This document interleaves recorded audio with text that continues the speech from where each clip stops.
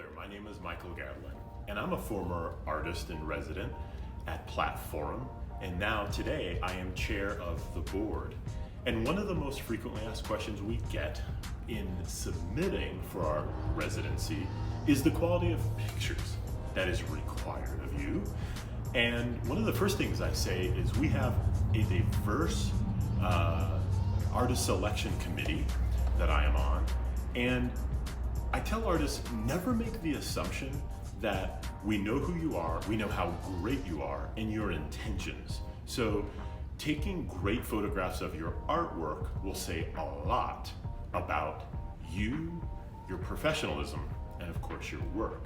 Now, you want your first impression and those great photographs to say everything that needs to be said to select you, the artist, to our residency.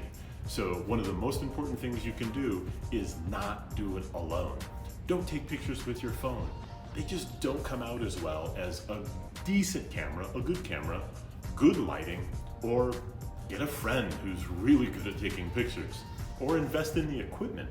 But taking great photos of your work are gonna make the difference between getting into a show or residency and not.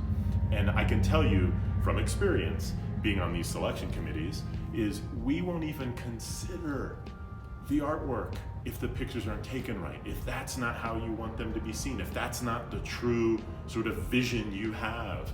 And then we just sort of bypass them. The competition these days for submitting to anything globally in the art world is huge. So taking care of your business, and that means those photographs, is just as important as making your artwork as rock star as it is. Those two things go hand in hand. Because remember, I mean, artist statement, your CV, bio, those are important too, but the first thing to be considered is the level of your work. And the competency of those photographs are huge, believe me. And that would be a great thing if you got someone else to take pictures of your artwork than just doing it yourself. Like, don't rely on yourself. Now, I don't have all the answers right here, right now, but there are plenty of online resources to just view how others are doing it. And we might list those here on our website, but this is just a little kind of reminder of taking care of yourself, taking care of your business. It's not just about making great art, it's how it shows around the world when you're doing these submissions, right? Oh, and don't forget this other thing. When taking pictures of your artwork, there's always that post-processing. Now I've got my big iMac here and I use Photoshop. Well, I've experienced this with some artists and I'll always tell them, don't overprocess your artwork. That can become problematic. Well, you might ask, well, why? I mean, I can turn up the contrast and make the gamma just a little bit, brighter, and I can do like color saturation.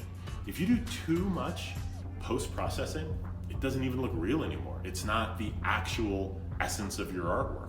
You can overdo it on the post-processing. So again, use post-processing and applications like Photoshop gently, and just to like crop an image, whatever the background noise is.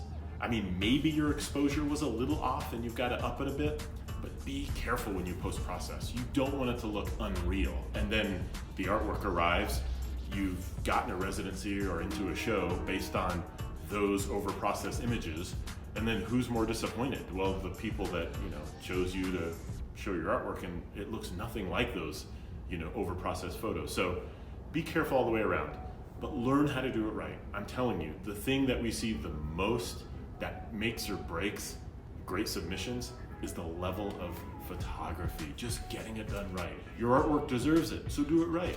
Well, thank you for watching this video, and thank you to PlatteForum, and hopefully we see more submissions this year. Thank you.